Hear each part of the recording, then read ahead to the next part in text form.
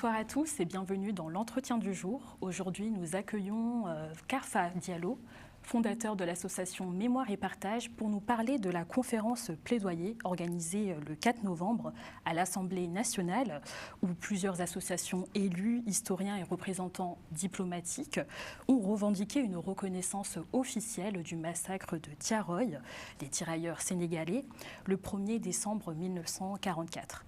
Bonsoir Karfa Diallo. Bonsoir Dalini. Merci d'avoir accepté notre invitation. C'est avec un grand plaisir. Pour commencer, pouvez-vous nous rappeler qui sont ces tirailleurs sénégalais qu'on appelait autrefois Front Stalag? Alors, ces tirailleurs sénégalais sont des soldats que la France a recrutés, notamment pendant la Première et la Seconde Guerre mondiale. L'appellation d'ailleurs tirailleurs sénégalais n'est pas très juste, puisqu'en réalité, ils ne sont pas seulement originaires du Sénégal d'aujourd'hui. Il faut savoir que lorsque la France a commencé à recruter ces soldats pour ces guerres, que ce soit les guerres mondiales, première, deuxième, mais aussi pour les guerres coloniales d'Algérie, d'Indochine, de Madagascar, eh bien à l'époque, le Sénégal n'existait pas en tant que tel, puisqu'on était dans la période coloniale. Et comme le Sénégal était la capitale de l'Afrique occidentale française, et que c'était là où étaient convoyés tous les soldats qu'on mobilisait, eh bien, c'est à partir de ce moment-là qu'on a commencé à les appeler ces tirailleurs sénégalais. Ils sont plus de 300 000 à avoir été recrutés sur la Première et sur la Seconde Guerre mondiale. Beaucoup vont perdre leur vie sur les fronts des tranchées de la Première ou de la Seconde Guerre mondiale, mais aussi dans les guerres coloniales. C'est vraiment une unité militaire avec plusieurs figures, à la fois une figure de mercenaires, une figure de héros, mais aussi une figure de martyr aussi. Et c'est notamment cette figure de martyr-là que nous avons voulu aujourd'hui évoquer pour rappeler à nos concitoyens français, mais aussi du monde entier, la nécessité d'une reconnaissance. Et dans quel contexte ces tirailleurs sont retournés donc en Afrique ? Alors, ils sont retournés en Afrique à la suite donc, de la Seconde Guerre mondiale, avant même que la guerre ne finisse. Puisqu'en 1944, dès l'instant où la France comprend que véritablement les forces de la résistance vont l'emporter, il y a un processus de démobilisation. C'est ce que certains historiens appellent même un processus de blanchiment. C'est-à-dire que ces soldats, grâce à qui la France a été libérée, il faut se rappeler que ces tirailleurs, notamment, cette année, vous savez, c'est le 80e anniversaire de la libération de la France. On a vu comment l'État français a mis en avant le débarquement de Normandie du 6 juin, oubliant volontairement le débarquement de Provence d'août 1944, qui a été plus décisif. Et dans ce débarquement d'août 1944, ce sont les tirailleurs africains, algériens, marocains, qui vont être décisifs dans la libération de Marseille et de Toulon. Voilà. Donc ce sont ces soldats-là qu'on va démobiliser brusquement en 1944, parce qu'on ne voulait pas que la victoire des forces alliées occidentales, blanches, puisse être liée à une possibilité de secours et de recours aux forces noires, aux forces de l'Afrique. Et donc, ce sont ces tirailleurs-là qu'on va démobiliser, qu'on va faire retourner donc en Afrique. Mais ce sont des gens qui sont même victimes d'une double peine, puisque avant la démobilisation, ils ont été emprisonnés pour la plupart dans des camps stalags. Les camps stalags, ce sont des camps d'emprisonnement que donc, les Allemands vont installer ici en France, puisque les nazis jugeaient les Noirs indignes du sol allemand. Donc ils les faisaient garder par des officiers français, blancs. Et donc ces tirailleurs qui ont été emprisonnés pour 2, 3 ou 4 ans, ces tirailleurs-là, une fois que la guerre a commencé à être remportée, vont être brusquement rapatriés donc en Afrique. Ils vont partir de la Bretagne, ces tirailleurs de Thiaroye, de Morlaix précisément, où un navire qui s'appelle le Circassia va exactement aujourd'hui, le 5 novembre 1944, va les ramener donc au Sénégal, à Dakar, à Thiaroye, le plus grand camp d'entraînement, d'enrôlement et de formation des tirailleurs de l'Afrique occidentale française. Et d'après la version officielle, il y a eu une mutinerie, ces tirailleurs se sont rebellés. Pour vous, est-ce que c'est une version qui est, comme certains historiens le disent, contestée, ou on reste sur la même marge de cette histoire officielle ? Mais il faut savoir que c'est une histoire terrible, c'est-à-dire que cette histoire des tirailleurs africains, des tirailleurs sénégalais, notamment des tirailleurs de Thiaroye, démontre véritablement la brutalité du régime colonial. Imaginez-vous, on recrute des jeunes dans la fleur de l'âge, on les mobilise sur des terrains, des environnements totalement différents de ceux qu'ils ont connus. On reste sourd à toute demande d'équité, à toute réclamation d'équité et d'égalité. Et on les assassine même pour cela. C'est cela qui s'est passé. C'est-à-dire qu'on a là un régime absurde, totalement dément, de brutalité et de violence que l'état-major français va appliquer à ces hommes, donc qui arrivent à Dakar donc, le 21 novembre 1944, qui sont convoyés à Thiaroye. Il se trouve que Thiaroye, c'est mon quartier de naissance, le camp militaire, j'y suis né. Mon père y a servi l'armée française. Et donc, ils sont convoyés là. Ils continuent de réclamer leur solde, bien sûr. Un général français présent à Dakar vient les rejoindre et fait savoir à l'état-major qu'il y a eu une mutinerie rébellion.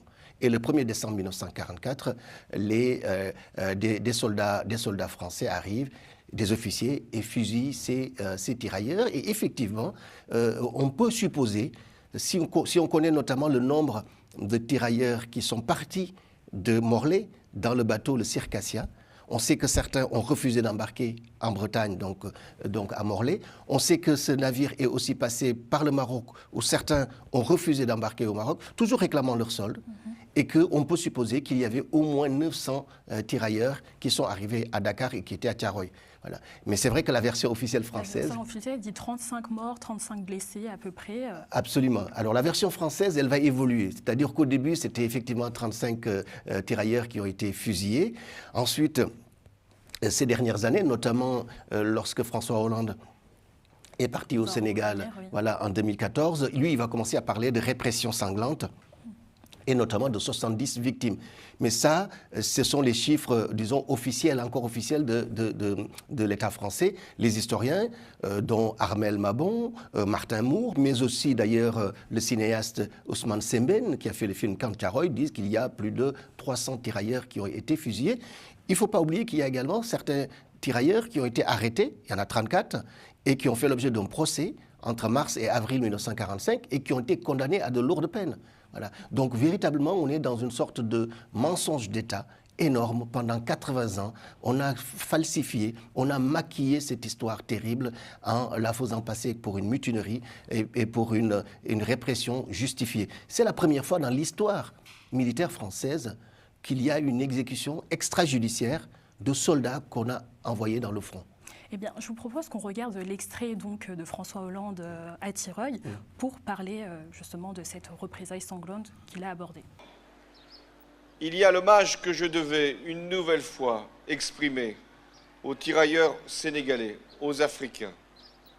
Mais il y avait un autre geste à accomplir.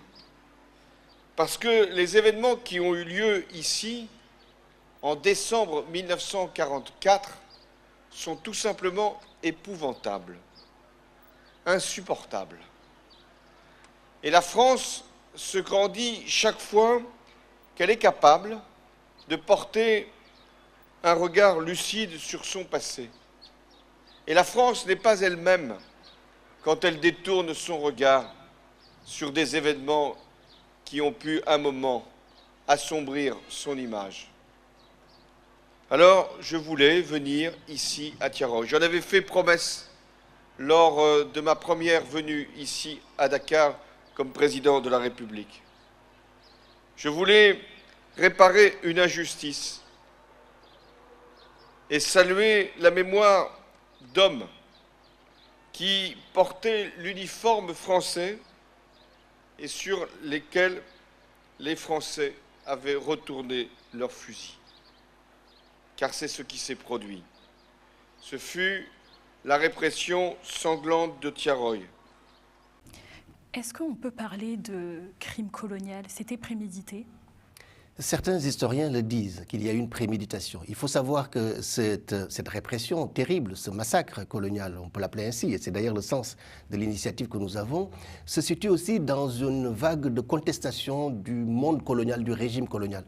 On a plusieurs révoltes, que ce soit en Côte d'Ivoire, à Dimbokro, que ce soit au Burkina Faso, que ce soit à Madagascar. On a véritablement une volonté de sortir du régime colonial. Et c'est vrai que ces soldats qu'on a envoyés sur le front, sur la Première et la Seconde Guerre, pour beaucoup étaient aux avant-postes de cette remise en cause de l'ordre colonial.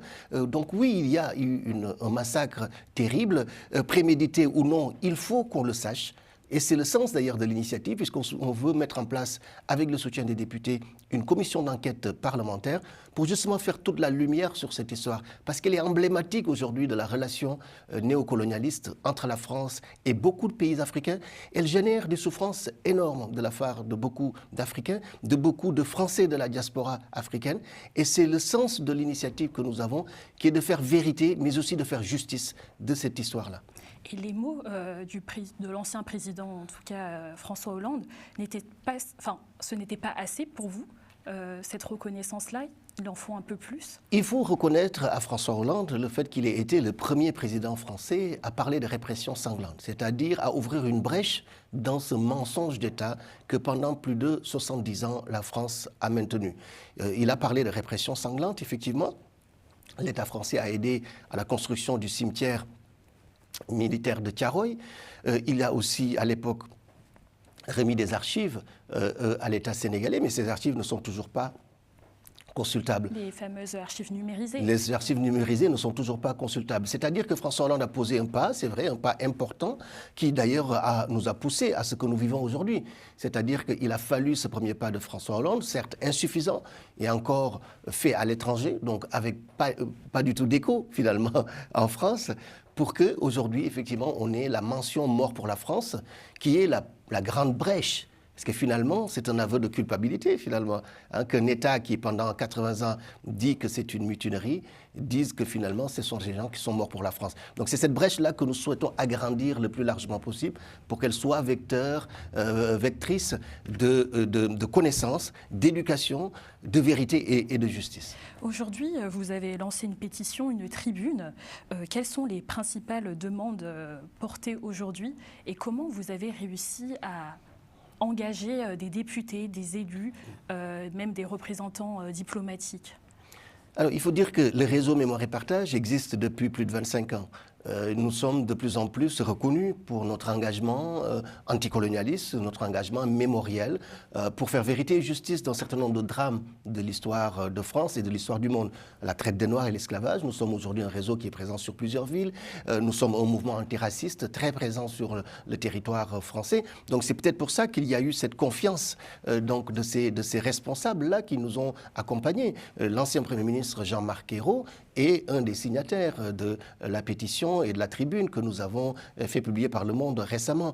Il y a effectivement aujourd'hui près de 26 parlementaires de tous bords politiques, puisque l'objectif étant d'être dans une démarche transpartisane pour pouvoir porter cette résolution parlementaire et l'idéal pour nous, et c'est ce que nous avons dit à l'Assemblée nationale hier le 4 novembre, c'est que cette résolution soit votée avant le 1er décembre, parce que vous savez que le 1er décembre, c'est la date anniversaire donc, des 80 ans du massacre colonial de Thiaroye, et que cette résolution puisse permettre d'abord, effectivement, une reconnaissance officielle par l'État français, ensuite qu'il y ait des excuses formelles, qui soient formalisées, puisqu'en fait, en France, aujourd'hui, la plupart du monde, c'est-à-dire la classe politique d'une manière générale, est victime un peu de cette sorte d'artifice rhétorique très pervers que l'extrême droite a réussi à installer, disant que dès que vous parlez de mémoire, de reconnaissance, vous êtes dans la repentance. Absolument pas. Faire des excuses, c'est véritablement montrer qu'on n'est pas prêt à refaire.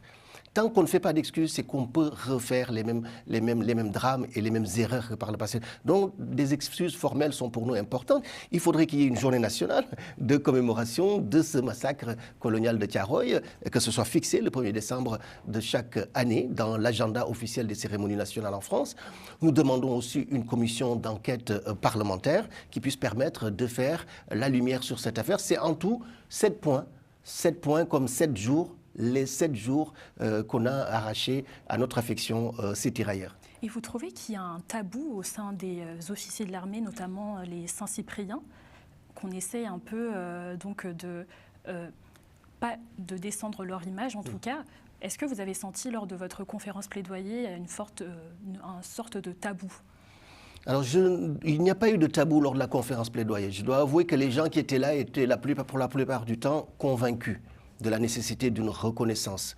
Il y a effectivement au sein de l'état-major français, peut-être qu'il y en a encore aujourd'hui, un certain nombre d'entre eux qui peuvent effectivement être dans le déni, être dans une sorte de silence, parce qu'il y a toujours cette vision très glorificatrice de la France, de l'armée française, qui, vous savez, c'est un peu cette sorte de mythe que Nicolas Sarkozy a essayé de nous vendre, les bienfaits positifs de la colonisation. Donc il y a toujours effectivement une certaine nostalgie. C'est vrai qu'elle est très importante aujourd'hui en France. Il faut l'avouer. Depuis les derniers événements politiques, notamment électoraux, on sent qu'il y a une sorte de victoire idéologique d'un camp, qui est le camp de la rétractation, le camp du ressentiment. Eh bien, face à ça, nous pouvons faire vérité et justice. Et ça ne peut que rendre service à la France et à l'Afrique, puisqu'ils pourront enfin se regarder en face, en sachant que rien n'est omis des erreurs du passé, mais aussi des lumières que chacun apporte à l'autre. Et en parlant donc du continent africain, est-ce que vous avez aussi un lien avec des pays concernés par cette situation-là ? Oui, bien sûr, alors notamment avec le Sénégal. Je vous ai dit en préambule que les tirailleurs n'étaient pas que sénégalais, mais c'est vrai que puisque le massacre s'est déroulé au Sénégal d'aujourd'hui, effectivement l'État sénégalais est très volontaire sur ce sujet. Beaucoup d'historiens y travaillent au Sénégal et l'État sénégalais d'ailleurs, lorsque la France a décidé récemment de déclarer mort pour la France un certain nombre de tirailleurs, l'État sénégalais avait pris des positions très fermes et à juste titre, pour dire que cela devrait se faire dans une démarche multilatérale. Donc un certain nombre de ces historiens travaillent avec nous dans le projet que nous avons autour de la reconnaissance de ce massacre. Aujourd'hui, il y a souvent... Le massacre de Thiaroye est souvent reconnu aujourd'hui comme une lutte d'injustice coloniale. Avec l'actualité d'aujourd'hui, la diaspora ultramarine s'est révoltée contre la vie chère. Est-ce que vous trouvez que de la part du gouvernement français, il y a encore ces séquelles-là de la colonisation et des luttes ? C'est très bien que vous fassiez ce lien, parce que on ne peut pas dissocier aujourd'hui effectivement le malaise social, économique de l'histoire coloniale. Et c'est vrai, quand vous parlez des Outre-mer aujourd'hui, en crise extrêmement profonde, douloureuse. Pourquoi? Du fait de liens néocoloniaux maintenus jusqu'à aujourd'hui.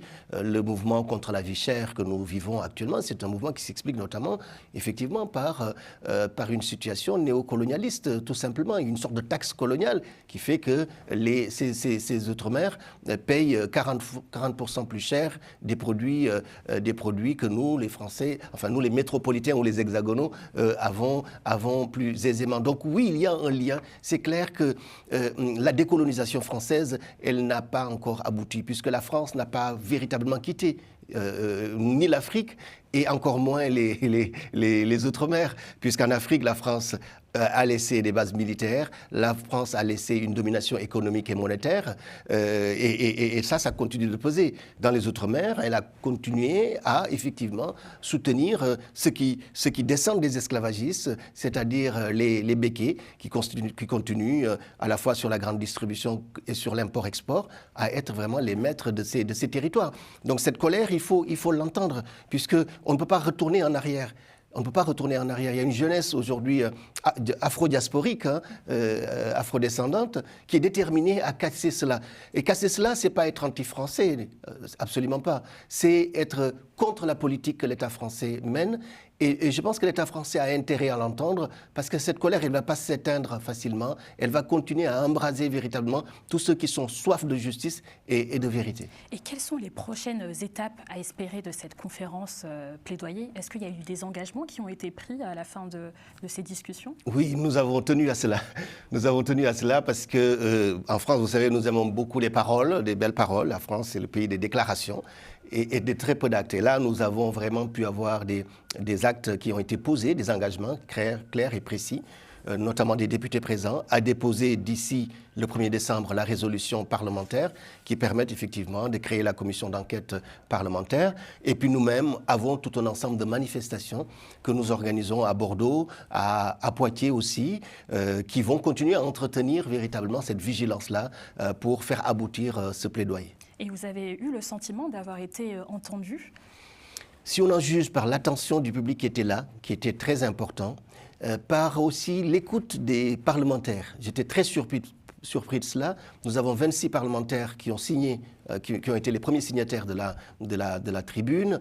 Parmi ces 26 parlementaires, il y en a eu 10 qui étaient avec nous et ils sont restés jusqu'à la fin. Et quand on connaît un peu les usages du monde politique, cette écoute-là des historiens, des descendants de tirailleurs, des avocats, cette écoute patiente, attentive, peut attester effectivement, je pense peut-être, en tout cas d'une disponibilité plus forte et d'un engagement à aller au-delà et à pouvoir réaliser les objectifs de notre plaidoyer. Et on arrive donc vers la fin de notre émission. Est-ce que vous avez un dernier message en ce moment avec le 80e anniversaire? Oui, le dernier message peut-être, c'est que Thiaroye soit populaire. Il faut savoir que moi je suis originaire de ce quartier. C'est un quartier très défavorisé, avec une réputation sulfureuse. C'est un quartier qui est né justement du fait de l'installation de ce camp, puisque la France va installer ce camp militaire, va faire venir les tirailleurs de toute l'Afrique de l'Ouest, et la France va forcément construire un chemin de fer, donc une gare pour convoyer ces tirailleurs. Il y aura un marché qui va se créer. C'est un quartier très défavorisé. Et pour nous, c'est vraiment important que Thiaroye soit populaire, parce que si Thiaroye est populaire, ça veut dire que nous pouvons former une jeunesse aujourd'hui plus consciente des liens qui nous unissent et de cette valeur qui est une valeur universelle, qui est la fraternité, et de pouvoir agir en faveur des jeunes de ce quartier aujourd'hui, dont beaucoup prennent la mer, puisque Thiaroye, c'est aussi l'océan Atlantique, et beaucoup sont victimes aujourd'hui de cette émigration qui fait beaucoup de morts donc sur l'océan Atlantique. Donc oui, l'objectif, c'est que Thiaroye soit populaire et que nous ayons les yeux ouverts, véritablement vigilants pour que vérité et justice soient faites de cela. Eh bien, merci Karfa Diallo, fondateur de l'association Mémoire et Partage. Et nous, très chers téléspectateurs, on se retrouve très bientôt pour un entretien du jour sur Global Africa Télé Sud.